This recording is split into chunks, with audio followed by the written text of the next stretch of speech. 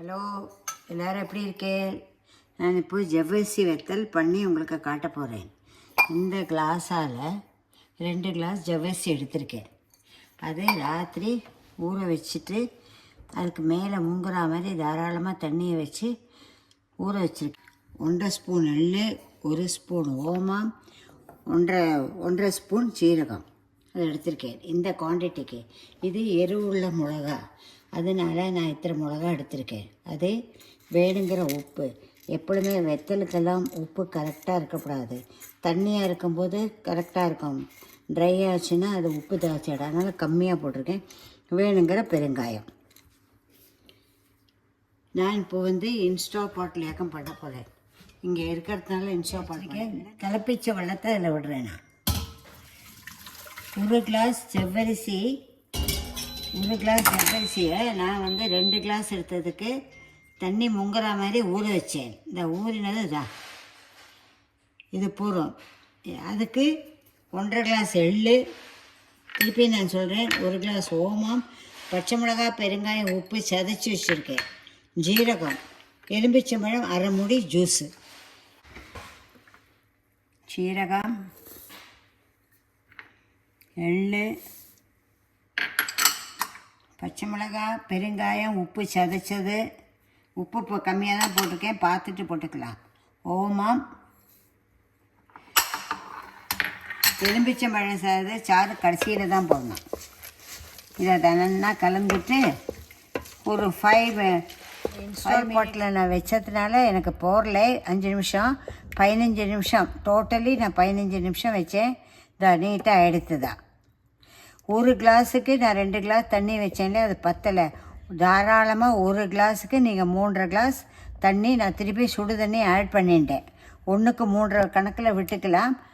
ஒரு வேளை ரொம்ப தண்ணியாக இருக்குன்னா 2 அரிசி மாவு கலந்துக்கலாம். இது ஆறினதுக்கப்புறம் தான் அந்த எலும்பிச்சம்பழம் ஜூஸு நான் போடுவேன்.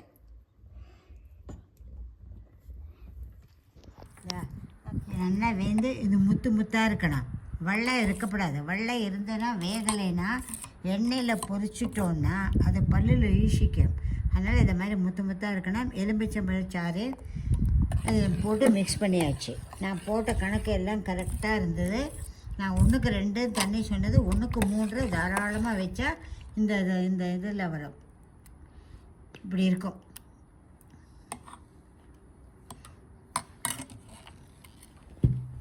சின்னதாக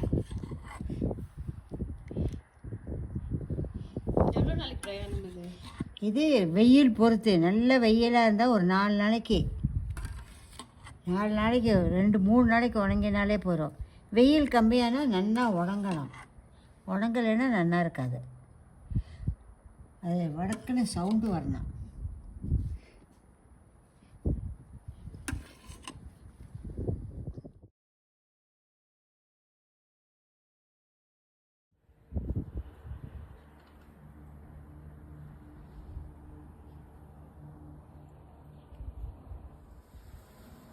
லோதா எல்லாம் போட்டாச்சுன்னா இந்த அளவு அந்த குவான்டிட்டிக்கு இந்த அளவு வந்திருக்கு. 2 கிளாஸ் ஜவ்வரிசிக்கு. இதுவும் இந்த சின்ன துண்டில் அதுவும் வந்திருக்கு. இது வெயில் இப்போ கொஞ்சம் கம்மியானதுனால கொஞ்சம் மேலாக உணங்கியிருக்கு. உணக்கம் கொடுத்தாச்சு. இன்னும் நல்லா உணங்கினதுக்கப்புறம் நான் பொரிச்சு காட்டுறேன்.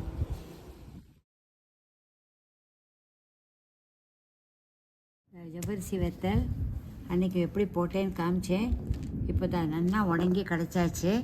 இப்போ டைரெக்டாக எடுத்தாலும் அது எடுக்க வராது. அதனால் நம்ம திருப்பிட்டு இப்படி தண்ணி தெளிக்கணும். கொஞ்சம் கொஞ்சமாக தண்ணி தெளித்தா அது உடையாமல் நம்மளை எந்த சைஸில் போட்டிருக்கோமோ அது முழுசாக வரும். இந்த எப்படி வந்திருக்கு பாருங்க.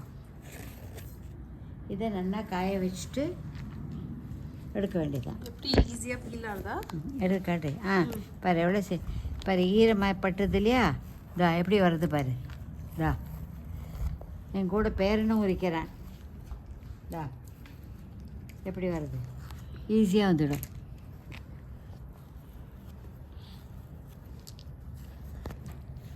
தண்ணி தெளித்தா உடையாமல் வரும்.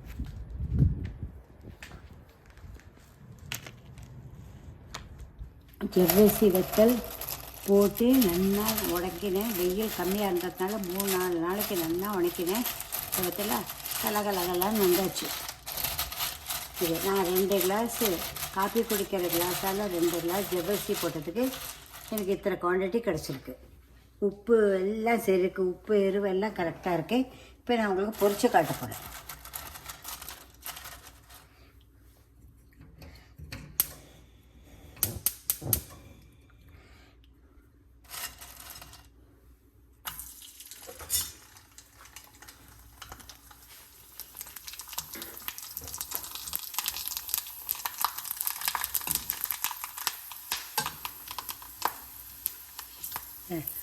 வளக்க எண்ணெய் ஒரு மாதிரி சூடானதுக்கப்புறம் சிம்மில் வச்சு பொரிங்கோ.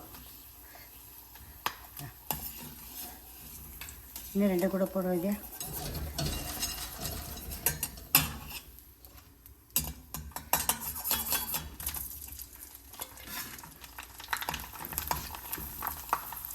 நான் சின்னதாக போட்டு பெருசாக போட்டு அது இப்போ நிறைய எண்ணெய் வைக்கிறதுக்கு துண்டு துண்டு ஆக்கிறதுக்கு இந்த மாதிரி சின்னதாக போட்டு அப்படியே ஃபுல்லாக பொரிச்சு எடுத்துடலாம். இதுவும் பாருங்கோ, ட்ரை பண்ணுங்கோ. சரி ஒரு